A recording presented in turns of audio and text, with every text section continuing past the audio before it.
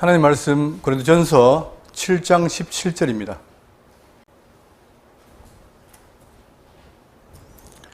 오직 주께서 각 사람에게 나눠주신 대로 하나님이 그 각 사람을 부르신 그대로 행하라. 내가 모든 교회에서 이같이 명하노라.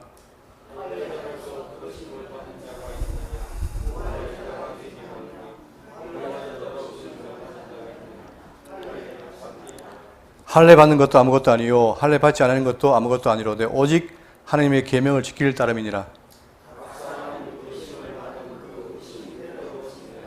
네가 종으로 있을 때에 부르심을 받았느냐 염려하지 말라. 그러나 네가 자유롭게 될 수 있거든 그것을 이용하라.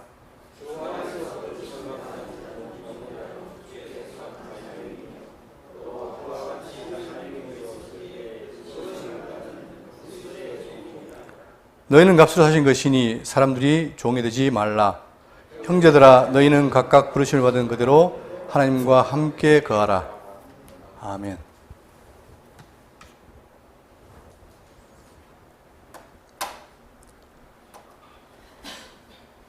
오늘 고린도전서 11강이 되겠습니다. 여러분 1조 3,800억 뭐 생각나는 게 있습니까? 혹시? 최근에 우리나라에 기업 총수하고 이혼 문제 때문에 법정에서 이혼 재산 분할 금액이 1조입니다. 1조 3,800억. 이것 때문에 온 나라가 시끄러웠죠. 저는 이게 이제 정교 유착의 관계라서 모든 돈을 국고로 귀환해야 된다. 그 말씀 드린 것도 아니고 또 이 금액이 너무 커서 큰 이슈다 이래서 말씀드리는 게 아니라 오늘 본문 내용과 관계이기 때문에 제가 드린 겁니다. 왜냐하면 그 재벌 총수가 오래전에 감옥에 투옥됐어요. 그러다가 이제 출소할 때 그분이 교도소 내에서 뭘 했느냐. 성경을 통독하고 삼독을 했대요. 그리고는 거기에서 예수 믿기로 결정한 겁니다. 자, 그리고 특이하게 그분이 나올 때에 어떻게 했느냐. 오른쪽에 어떻게 성경을 끼고 나왔어요. 다시 말하면 그분이 예수 믿는 사람입니다. 자, 그런데 지금 그분이 뭘 했느냐면 이혼을 한 거죠. 한 게 아니라 이혼을 이제 소송 중인데 현재 누가 있습니까? 자기의 새 여자가 있는 거예요. 실제로 그 사람이 뭐처럼 아내처럼 활동을 하고 공개적으로 한 거예요. 저는 이제 무슨 말씀 드리냐면 그분이 예수 믿는 사람인데 더군다나 그분의 친구가 서울의 유명한 목사님입니다. 자, 그런데 그분이 예수 믿기로 했는 사람이 저는 다른 게 아니라 왜 그렇게 됐을까? 예? 그리고 이혼이라는 게 결코 떳떳한 게 아닌데 그러면 조용히 할 것이지 온데다가 다 드러내고 그리고 또 그 내연녀도 자기가 그걸 드러내고 이런 것이 뭘 말할까? 이게 결국은 하나님의 말씀이 뭔지를 알았다면 그랬을까? 그죠? 그리고 그 친구라는 분도 본인이 친구라면 그런 거에 대해서 조언하지 않았을까? 오늘 우리가 배우는 이 고린도전서 7장만 배워도 성경이 말하는 결혼이 무엇인가 알아도 과연 그런 일을 했겠는가? 저는 다른 게 아니라 그분이 자기가 스스로 기독교인이라 하기 때문에 왜 이런 일이 있었을까? 우리가 예수 믿으면 진리를 따라가는 게 맞습니까? 아니면 진리를 버리는 게 맞습니까? 따라가야죠. 근데 오늘날 이게 뭘 말하냐면 그래도 그분이 재계에서는 대표적인 인물 아닙니까? 그렇다면 이게 어떻게 보면 기독교 한 면을 보여주는 거예요. 정말 내가 과거에 몰랐다가 예수를 믿고 나서 그 이후에는 참된 성도로 살아가고 하나님의 사람으로 살아야겠다. 이렇게 사는 게 아니라 겉으로는 예수 믿지만 실제로 뭡니까? 삶은 전혀 관계없는 그런 삶을 살고 제가 재판장에서도 그럴 거예요. 자기 본인에 대한 어떤 뭐가 있습니까? 내가 이렇게 내 원아내를 버리고 이게 산다. 여기에 대해서 부끄러움이 없고 당당한 거예요. 그러니까 1조 3,800이라는 이 큰 금액을 때린 거 아니겠습니까? 이것은 개인의 어떤 걸 제가 치부를 비난하는 게 아니라 오늘날 기독교 모습하고 거의 방불하다. 그러니까 지금은 정말 우리가 하나님의 말씀을 믿고 배워서 성도로 산다면은 이걸 통해서 나를 처복종시켜서 변화되어야 되는데 그게 아니라 자기 욕심대로 살면서도 전혀 부끄러움이 없고 떳떳한 이 모습. 이게 정말 지금 기독교의 문제가 아닌가 저는 그렇게 생각이 듭니다. 자, 그래서 결국은 이 기업이 무너질 위기에 있는데 그거 제가 할 바 아니고 문제는 뭐냐. 우리는 성도라면 이 땅에 살면서 어떤 삶을 사는 게 맞느냐. 이게 중요하겠죠. 자, 지금 우리가 살피고 있는 내용은 고린도전서 7장입니다. 자, 그전에는 아까 전에 얘기했던 것처럼 들은 얘기를 대한 고린도 교회에 들은 문제를 해결했다면 지금 7장 이후에는 뭡니까? 고린도 교회에서 보는 편지, 이 편지를 통해서 바울이 답변하는 거예요. 그 중에서 문제가 바로 뭐냐면 결혼에 관한 전반적인 문제입니다. 결혼. 이 결혼이라는 것이 어떻게 하는 게 맞느냐라고 질문을 한 거예요. 자, 그래서 내용을 보시면은 우리 지난 시간에 7장 1절부터 7절까지는 결혼 여부, 결혼해야 되냐 말아야 되느냐 했을 때 바울의 입장은 뭡니까? 안 하는 게 좋겠다. 그러나 음욕 때문에 어떻게 해라? 하는 게 맞다. 그러니까 이게 왔다 갔다 하는 게 아니고 원칙이 있는 겁니다. 지금이 환란이 되기 때문에 그 환란을 피하기 위해서 안 하는 게 좋지만 그러나 부득이하게 음욕이 있다면 해라. 그죠? 그리고 버리지 말아라. 그 다음에 8절부터 16절은 뭐냐? 미혼자와 과부의 결혼. 자, 미혼자 과부는 뭡니까? 원래 현재 지금 남편이 있습니까? 없습니까? 없죠. 없기 때문에 그냥 있으라는 거예요.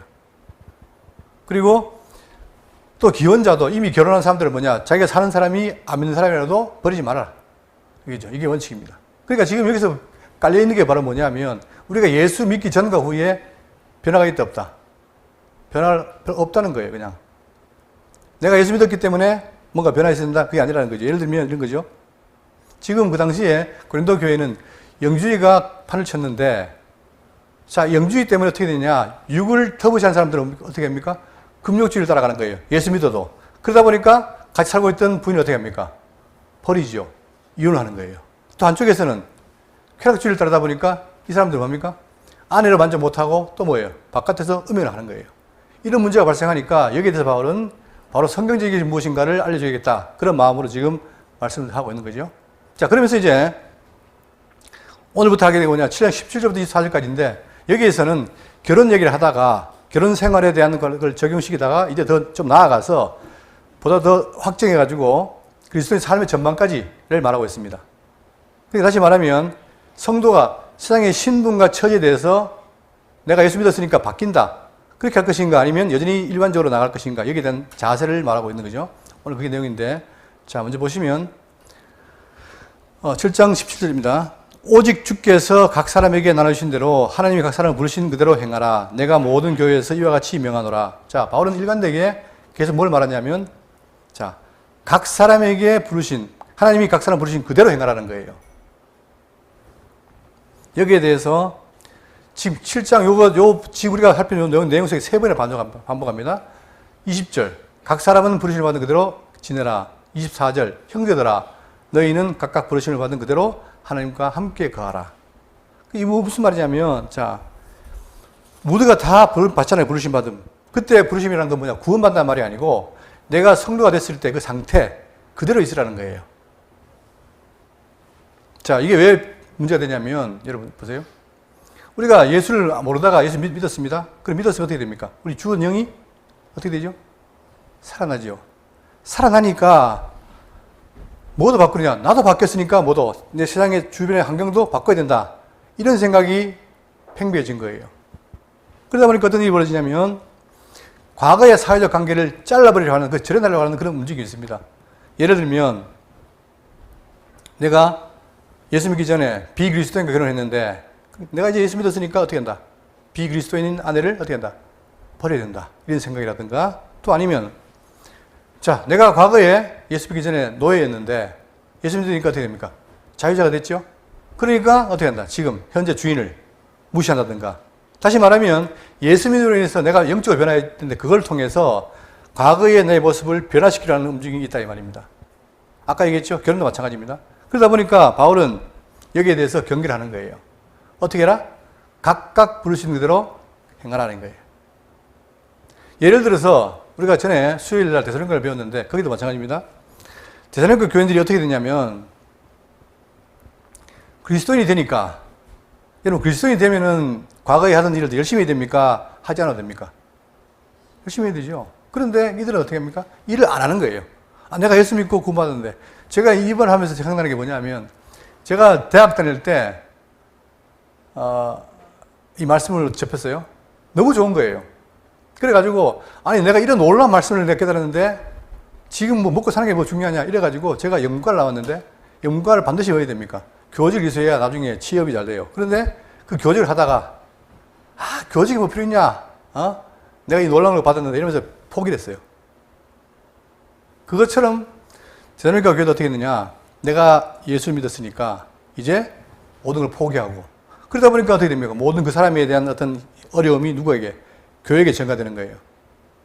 이게 바로 뭐냐? 내가 예수 믿기 전과 후를 달라졌다고 판단한 착각 때문에 생긴 거란 말입니다. 여기에 대해서 자 보세요. 데살로니가전서 4장 11절 또 너에게 명한 같이 조용히 자기 일을 하고 너희 손으로 일하기를 힘써라. 이 말이 바로 그 말입니다. 내가 예수 믿었으니까 이제 할 일 없다. 그게 아니라는 거예요. 더 열심히 하라는 거예요. 바울의 말은. 또 후서 3장 6절에 형제들아 우리 주 예수 그리스도 이름으로 너희를 명하노니 게으르게 행하고 우리에게서 받은 전통대로 행하지 아니하는 모든 형제에게서 떠나라. 그죠? 그러니까 다시 말하면 네가 과거에 열심히 살았느냐? 예수 믿고도 여전히 그렇게 해야 된다. 그 말이에요. 그러니까 변화가 없다는 겁니다. 단지 내가 여기 살았지만 그러나 나의 살아가는 이 형편은 어떻게 해요? 여전히 있다는 거죠. 근데 착각을 해가지고 내가 영으로 변화됐으니까 내가 과거에 있던 모든 걸 다 청산해야 되겠다. 이게 아니라는 거예요. 그러니까 결혼도 보세요. 내가 예수 믿기 전에 미혼자로 있었고 과부로 있었다. 그렇다고 예수 믿었으니까 결혼해라 이 말이 아닙니다. 그대로 있으라는 거예요. 그러나 내가 음욕이 일어날 때 어떻게 된다. 그때는 결혼해라 이거예요. 상황 따라라는 거죠. 절대 과거의 모습이 더러운 게 아니라는 거예요. 이걸 확대합니다. 그러면서 18절 보세요. 할례자로서 부르심을 받은 자가 있느냐? 무할례자가 되지 말며 무할례자로 부르심을 받은 자가 있느냐? 할례를 받지 말라. 그렇죠. 예수 믿기 전에 내가 이방인이었어요. 이방인이면 뭘 안 합니까? 할례를 행하지 않지요. 그 다음에 내가 유대인이면 할례를 행하지요. 근데 자 내가 예수 믿고 구원받았으니까 이제 이방인으로서 할례를 행해야 되겠다. 그러지 말라는 거예요. 그냥 그대로 어떻게 해요? 이방인은 이방인대로 유대인은 유대인대로 그냥 있으라는 거예요. 이게 성경 가르침입니다. 근데 사람들 어떻게 됩니까? 내가 그래도 영적으로 이스라엘이 됐는데 할례 받아야 되겠다. 이런 일이 생길 거 아닙니까? 바울은 그걸 하지 말라는 거예요. 할례 받는 것도 아무것도 아니요. 할례 받지 아니하는 것도 아무것도 아니로되. 자, 이 말이 중요한 말입니다. 여러분, 구약에 우리가 구약 율법 아래 있을 때, 율법 아래 있을 때는 할례를 행해야 됩니까? 안 해야 됩니까? 안 해야 됩니까? 할례. 행해야죠. 구약 때는 안 행하면 어떻게 돼요? 행해야 돼. 안 행하면 죽어요. 끊어짐을 나간단 말입니다. 그게 법의 엄격함이에요. 그렇죠? 그런데 이러다가 자 지금 내가 어디로 왔다? 신약에 그리스도 안으로 들어온 거예요. 여기 들어오니까 과거에 할례를 받았다 안 받았다가 중요합니까 안 합니까? 안 하다는 거예요. 이제는 뭐예요? 그리스도 안에서는 이것이 아무 의미 없다는 거죠. 그러면서 자 아무것도 아니로되 오직 하나님의 계명을 지킬 따름이니라. 이걸 말하는 거예요. 자 그러면서 우리가 얼마나 이들이 엄격하냐면은 이 할례라는 것이 굉장히 중요했습니다. 거기에 배경은 창세기 17장 10절에 너희 중 남자는 다 할례를 받으라. 이것이 나와 너희와 너희 사이에 지킬 내 언약이니라. 그러니까 철저하게 유대인들은 뭐냐? 하나님 언약 관계를 유지하기 위해서 어떻게 됩니까? 반드시 할례를 행해야 되는 거예요. 이걸 어기면 그 민족에서 내침을 당하는 거예요. 그만큼 아주 중요한 부분이라고 말입니다. 너는 표표를 베어라. 이것이 나와 너희 사이의 언약의 표정이니라. 너희의 대대로 못 남자는 집에서 난 자나 또는 너희 자손이 아니라 이방 사람에게서 돈으로 산 자를 막론하고 난지 8일 만에 할례를 받을 것이라. 여러분 모세가 일하러 갈 때 갑자기 십보라가 어떻게 합니까? 돌칼을 가지고 할례를 행하지요. 그때 피난편이라는 말 하잖아요. 왜 그렇습니까? 이만큼 이들에게는 할례가 중요한 거란 말입니다.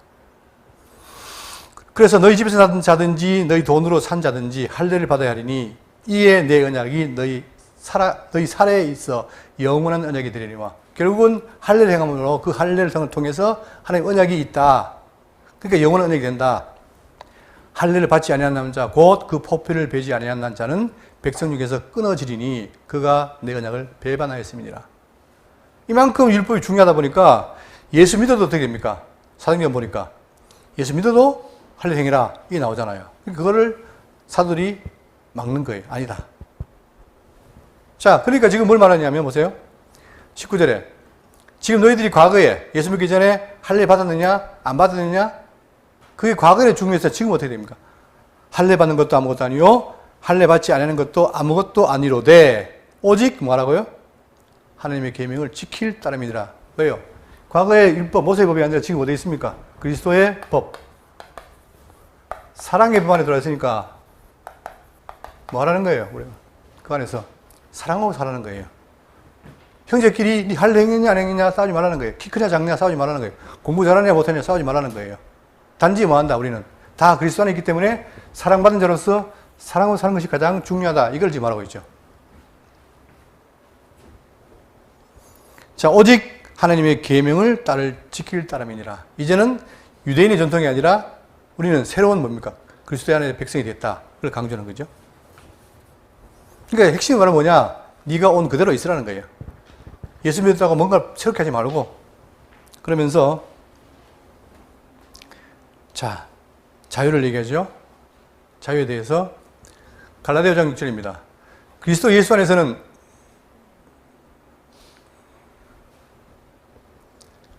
할례나 무할례나 효력이 없으되 사랑으로 역사하시는 믿음뿐이니라.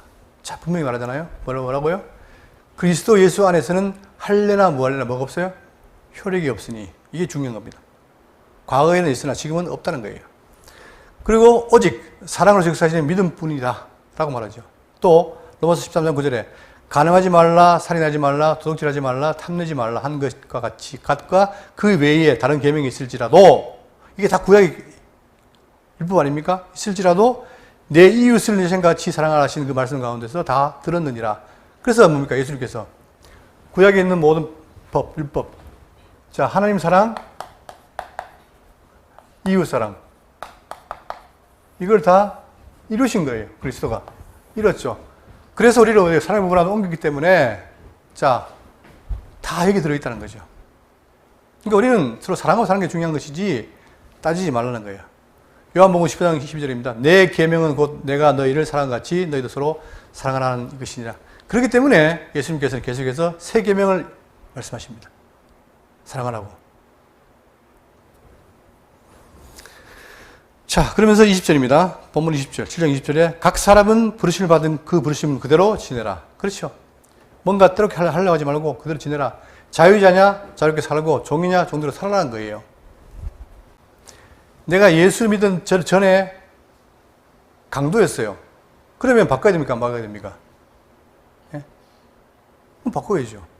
이건 예외예요. 내가 과거에 예수 믿기 전에 강도였다. 살인범이었다. 그럼 어떻게 돼요? 그럼 바꿔야 되죠. 점점 말씀을 통해서 바꿔나가는 게 맞습니다. 그러나 내가 그게 아니고 내가 살았던 환경이 그대로 유지된다. 자, 그러면서 21절 네가 종으로 있을 때에 부르심을 받았느냐? 염려하지 말라. 그러나 네가 자유롭게 될 수 있거든 그것을 이용하라. 자, 종으로 있을 때 부름 받았냐? 여러분 보세요. 우리는 지금 종이라는 개념이 별로 없지만 그 당시에 이 고린도 교회는 뭐예요? 로마의 속국에 있잖아요. 그러다 보니까 종과 상전이 딱 구분이 됐어요. 종이 많았어요. 그런데 종으로 있던 사람들이 예수를 믿고 성도가 돼요. 예를 들면 빌레몬의 종이 누굽니까? 오네시모지요. 오네시모가 주인을 피해를 주고 도망간 거예요. 감옥에서 누굴 만났습니까? 바울을 만난 거예요. 근데 바울은 뭐냐? 이 오네시모에 대해서 빌레몬에 편지 보내가지고 오네시모를 환대하도록 부탁을 합니다. 왜? 과거 육신적으로 네 종이었으나 지금 뭐다? 그리스도 안에서 자유자다. 그런 거죠. 그러니까 이것이 바로 이 당시에는 종이 굉장히 흔했기 때문에 많았기 때문에 이게 예민한 문제였어요. 제가 전에 수요기도 할 때 그런 얘기 드렸죠. 우리 국내에도 우리 대한민국에도 뭐가 있습니까? 양반, 상놈이 구분되어 있잖아요. 그러다 보니까 옛날에 저기 전라도의 교회는 뭐냐? 그 교회 영수가 두 분 있는데 그 영수가 둘 다 이름 있는 분인데 한 사람은 양반, 한 사람은 상놈이었어요. 근데 놀랍게도 투표를 했더니 누가 된 겁니까? 상놈이 장로가 된 거예요. 그것도 중요하지만 문제는 뭐냐? 그 양반이 이 상놈인 장로를 환대하고 따랐다는 거 아닙니까? 이게 교회인 거예요. 그죠? 그러니까 종으로 있을 때 우리 받았느냐? 염려하지 말라. 그러나 네가 자유롭게 될 수 있거든 그것을 이용해라. 그 자유가 충분히 지금 갖고 있다. 이용하라는 거죠. 22절 주 안에서 부르심을 받은 자는 종이라도 주께 속한 자유니요 또 그와 같이 자연으로 있을 때에 부르심을 받은 자는 그리스도의 종이니라. 제가 머리가 좀 나빠가지고 이 글을 읽으니까 이게 말장난 같기도 하고 여러분 어떻습니까? 이게 이제 일종의 말하면 뭐냐면 워드플레이라고 말놀이입니다. 그러면서 전달하고 있는 거예요. 뭔 말이냐? 자, 주 안에서 부르심을 받은 자는 뭐예요? 종이라도 지금 현재 신분이 종이라도 뭐다? 주께 속한 뭐가 돼요? 자연이니까 네 신분이 바뀌었다는 거죠. 반대로 또 그와 같이 자유인으로 했을 때에 부르심을 받았느냐? 그는 뭐라는 거예요, 지금? 그리스도의 종이라는 거예요. 그러니까 종과 자유라는 말을 섞어서 지금 어떻다? 다 그리스도 안에서 새롭게 바뀌었다는 사실을 증거하는 거죠. 그러니 절대 네가 종이라고 뭐 하지 마라. 길 죽지 말라는 거죠. 그러면서 7장 23절에 너희는 값으로 사신 것이니 사람들의 종이 되지 말라. 우리가 누구라고요? 값으로 사신 것이니. 여러분, 우리가 기독교 구원이 그냥 은혜로 된 테니까 값이 없느냐? 값이 있지요. 무슨 값? 내가 죽어야 될 사망의 값을 누가 갚아야 되는 거예요. 그죠? 보세요. 고린도전서 6장 19절에 너희 몸은 너희가 하나님께로부터 받은 바 너희 가운데 계신 성령의 지는 줄 알지 못하느냐? 너희는 너희 자신의 것이 아니라 어떻게 했다? 값으로 산 것이 되었으니 그분이 내 죄를 대신 갚아준 거예요. 그리고는 나를 산 거예요. 그렇기 때문에 아무리 종이라도 뭡니까? 자신에 뭐가 있다? 놀라운 가치가 있는 거죠. 그걸 잊으면 안 된단 말입니다. 자, 값으로 산 것이 되었으니 그런즉 너희 몸으로 하나님께 영광을 돌리라. 또 베드로전서 1장 18절에 너희가 알거니와 너희 조상이 물려준 헛된 행실에서 대상을 받은 것은 은이나 금같이 없어질 것으로 된 것이 아니요 오직 누가 갚았느냐? 오직 흠없고 죄 없는 어린 양 같은 그리스도의 보배로운 피로 된 것이라. 그분이 우리의 죄를 갚기 위해서 어떻게 했다? 보배로운 피를 흘렸다는 거죠. 이 구속사입니다. 이 구속사. 그죠? 그러니까 우리가 얼마나 놀라운 존재인가. 그러니까 쉽게 생각하지 말라는 거예요. 하찮게 생각하지 말고 그 가치를 깨닫고. 그러니까 어떻게 해라? 너희는 값으로 사신 것이니 어떻게 해요? 사람들 종이 되지 말라는 거죠. 이제 누구의 종이니까? 그리스도의 종이니까. 물론 지금 내가 육신적으로 종이라면 주인을 섬겨야 되죠. 그러나 지금 어떻게 다 나는 영적으로 새로운 존재가 됐으니까 사람에게 이제 그렇게 속하지 말라는 거예요. 여기도 놀라운 진리가 있는 거죠. 자, 그러면서 이제 24절 형제들아 너희는 각각 부르심을 받은 그대로 계속 반복이 됩니다. 각각 부르심을 받은 그대로 종이면 종, 자유자면 자유자로 그대로 행하되 누구와 함께? 하나님과 함께 거하라는 거예요. 여러분 이게 성도의 놀라운 변화입니다. 지금 내가 육신적으로는 변화가 없지만 그러나 내가 예수 믿고 나서 값을 산 자로서 살다 보면은 나와 누가 함께 해요? 성령이 함께 하잖아요. 그렇기 때문에 하나님과 함께 거하라는 거예요. 여러분 하나님과 함께 거하고 계십니까? 예, 끄떡하신 분도 있고 안 하신 분도 있네요. 우리가 지금 하나님과 함께 거한다는 거예요. 그리고 그분이 뭐예요? 세상 끝날까지 내가 너희와 함께 있으리라 했잖아요. 그러면 우리는 뭘 믿습니까? 그게 말씀을 믿는 거 아니에요. 그분이 정말 함께 한다는 거예요. 그럴 때에 내가 함께 하는 걸 믿고 깨닫고 산다면 행복하지만 그걸 모른다면 어떻게 해요? 늘 불행하고 어렵고 불만이 많고 왜 나와 함께 하지 않을까라고 한다 하지만 그러나 그걸 모르기 때문에 그런 거죠. 그래서 하는 말이 뭐냐? 형제들아 너희는 각각 부르심을 받은 그대로 하나님과 함께 거하라 라고 말하면서 지금 얘기는 뭐냐? 또 확대해가지고 성도의 각자 위치에 따라서 행하라는 거죠. 그걸 강조했습니다. 그리고 다시 25절에는 어떻게 되냐? 또 결혼 문제로 돌아옵니다. 먼저 25절부터 끝까지 64절까지 뭐냐면은 미혼자의 결혼 여부. 미혼자가 결혼해야 되냐 말아야 되냐 이 여부와 또 과부의 재혼. 자, 과부가 재혼을 해야 되냐 말아야 되냐를 교훈합니다. 누가? 바울이. 자, 25절입니다. 처녀에 대하여는 내가 주께 받은 계명이 없으되 주의 자비하심을 받아서 충성스러운 자가 된 내가 의견을 말하노니. 자, 여기는 뭐가 없답니까? 받은 계명이 없다는 거예요. 여러분 지금 그 마태복음 같은 보면은 바리새인이 묻잖아요. 이혼 증서 준 것이 맞습니까? 그러니까 뭐랍니까? 너희 완악함 때문이지 원래는 그런 것이 있다 없다? 없다. 나눌 수 없다. 이거예요. 그런 결혼에 대한 주의 명령이 있습니다. 그런데 현재 그 상황에 따라서 지금 뭐가 없다는 거예요. 주께 받는 계명이 없다는 말은 겁니다. 어떤 계명이 있으면 내가 전달할 텐데 그게 없다는 거예요. 그러면서 주의 자비하심을 받아서 중스러운 자가 된 내가 의견을 말하노라. 그러면 바울의 의견이니까 의미가 없냐? 그게 아니라 바울은 자기가 누구라는 겁니까? 중스러운 자, 즉 종이라는 거예요. 그래서 바울의 위치가 어떻게 되느냐? 자, 고린도서 10장 40절에 그러나 내 뜻에는 그냥 지는 것이 더욱 복이 있으리로다. 나는 또한 하나님의 영을 받은 줄로 생각한다. 내가 하나님 영을 받은 자다. 사도라는 거예요. 그렇기 때문에 맡은 자에게 구할 것은 뭐다? 충성이다. 그리고 우리가 이 직분을 받았다는, 아무나 받는 게 아니라 주의 사도로 부름받았다. 그렇기 때문에 뭐가 있다는 거예요? 사도권을 받은 거예요. 그건 뭡니까? 메시아 대권인 거죠.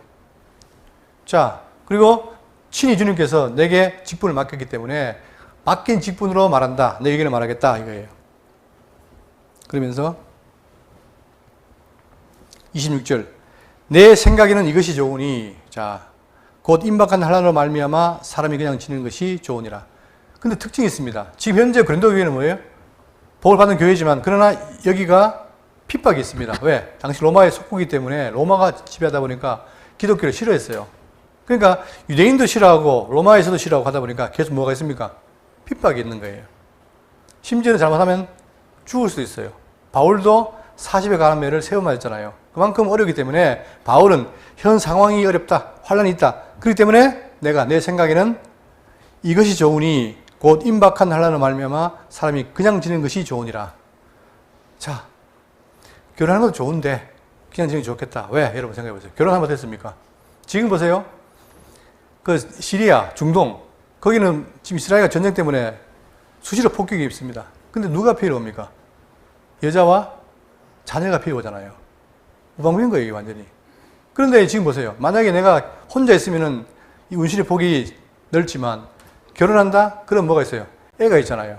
그렇기 때문에 바울은 이거를 막는 거예요. 원래 결혼을 반대하는 게 아니라 이렇기 때문에 자, 임박한 환난으로 말미암아 이게 중요한 거지. 임박한 환난으로 말미암아 사람이 그냥 지내는 것이 좋으니라.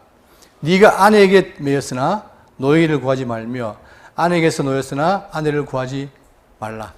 그러니까 결혼했으면 있고 결혼 안 했으면 굳이 하려고 하지 말라 이 말이에요. 그러나 장가가도 지짓는 것이 아니요 처녀가 시집가도 지짓는 것이 아니로되 이런 이들은 육신의 권한이 있으리니 나는 너희를 아끼노라. 보세요. 안 가도 그만 가도 그만인데 가면 어떻게 돼요? 육신의 권한이 있다. 그러니까 나는 너희를 아끼기 때문에 사랑하기 때문에 안 하는 게 좋겠다라고 고민한다 이거예요. 그러나 항상 뭐예요? 양면이죠. 그러니까 바울은 결혼을 그만하는 것도 아니고 적극 권장하는 것도 아니에요. 상황에 따라서 말하는 거죠. 자, 그 다음에 29절입니다. 또 달라게 달라집니다. 여기는 뭐냐면 종말의 때를 살아가는 성도의 삶의 자세인데 형제들아 내가 이 말을 하노니 그 때가 단축하여진 거로. 여러분 우리가 지금 현재 여기 있습니다. 현재 우리가 여기 있다. 예수님 오신 이후에 지금 고린도 교회예요. 여기 있습니다. 그러면 자꾸 살다 보면 어떻게 됩니까? 종말의 때가 점점 가까워지죠. 가까워집니다. 이걸 가지고 말하면서 자, 그때가 단축해진 거로 이후부터 안에 있는 자들은 음자같이 하며 아내를 사랑하지 말라는 말이 아니고 안에 있는 자들은 어떻게 해라? 음자같이 하며 또 우는 자들은 울지 않는 자같이 하며 기쁜 자들은 기쁘지 않은 자같이 하며 매매하는 자들은 엄자같이 하며 세상 물건을 쓰는 자들은 다 쓰지 못하는 자같이 하라. 이 세상의 유행은 지나가미라라. 그 말은 뭡니까? 지금 현실이 다 있는 거예요. 그죠? 그런데 너무 자 이제 때가 다가오니까 너무 현실에 맞지 말라. 집착해서 현실 집착하다 보면 뭘 잊어버립니까? 주님이 오신 것을 어떻게 한다? 잊어버리잖아요. 다시 말하면 내가 현실로 집착하다 보면은 현실과 주님에 대해서 어떻게 돼요? 자꾸 충돌이 생기니까 바울의 말은 뭐냐? 이겠죠? 조건이 뭐라고 했습니까? 때가 단축되어진 거로 바로 그렇게 해라. 왜? 이 세상의 외형은 다 지나간다. 그러니까 지나가는 거기 때문에 지나간 일에 너무 집착하지 말라는 거예요. 그러나 예수님은 뭐예요? 영원한 우리의 주인이시며 또 그분이 우리의 신랑이잖아요. 그러니까 그분을 바라봐야지 현실 집착해가지고 잊어버리면 안 된다. 그렇게 강조하는 거예요.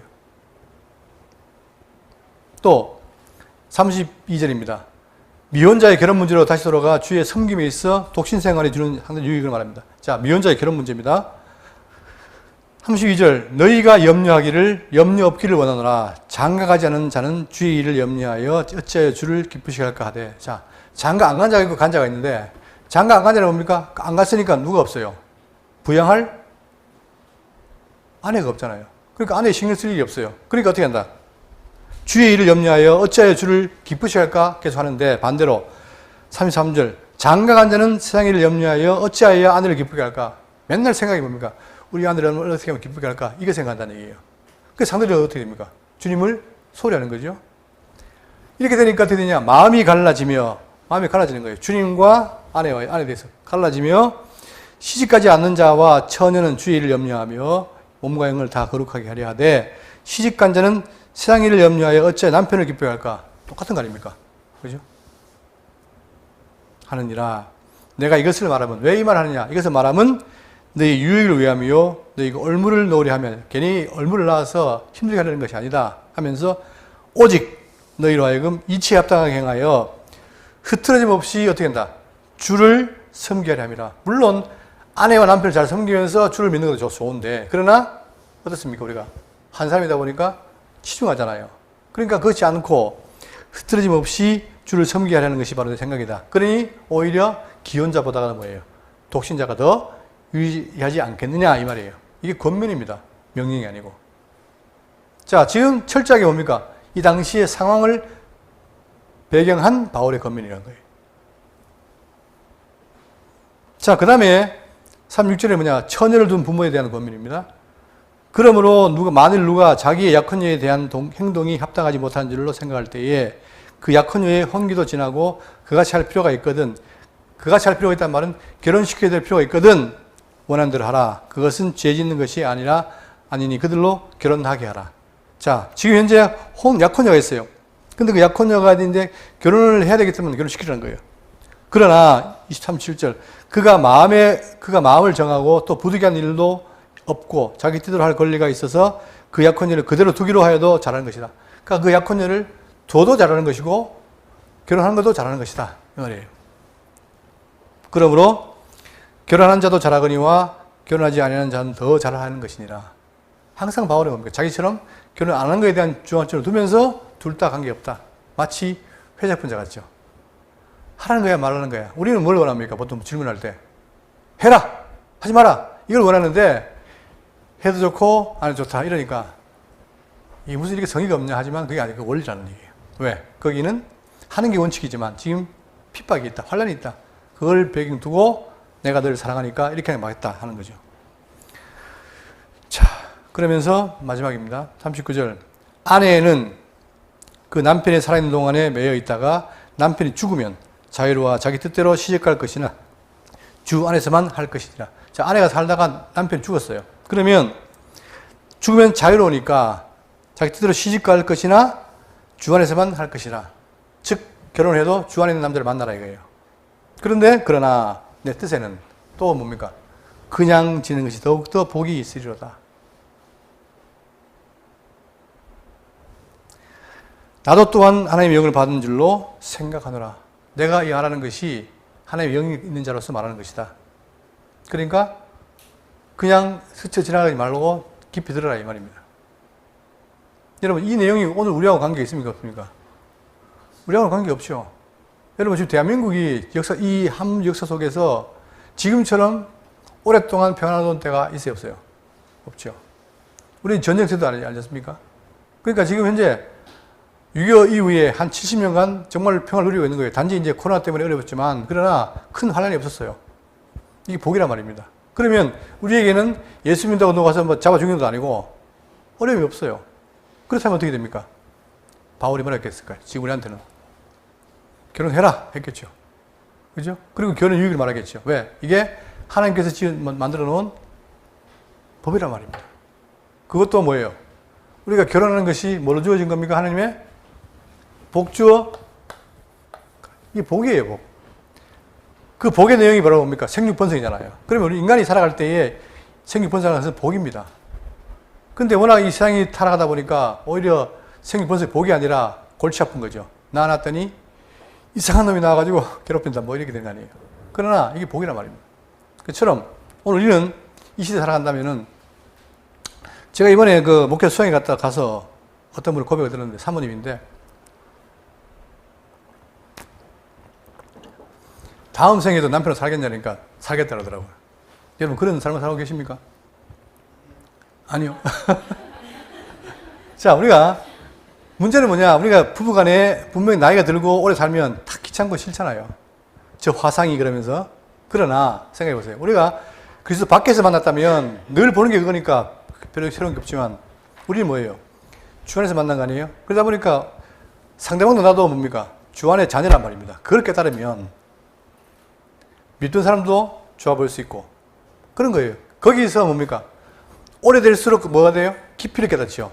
물론 처음에는 사랑할 때는 젊었을 때는 막 불같이만 사랑했지만 그러나 점점 어떻게 돼요? 그 사랑이 식어 보이지만 은은한 사랑이 있잖아요. 자, 이것이 바로 뭘 말하냐면 오늘 우리가 하나님께 주신 이 부부에 관한 복복 그걸 통해서 뭘 누린 겁니까? 결국은 우리 신랑이신 그리스도가 우리를 어떻게 한다? 그렇게 사랑하시고 아니 우리가 볼 때 남편 아내가 지겨운데 예? 그러면 예수님 보시고 우리가 어떻겠습니까?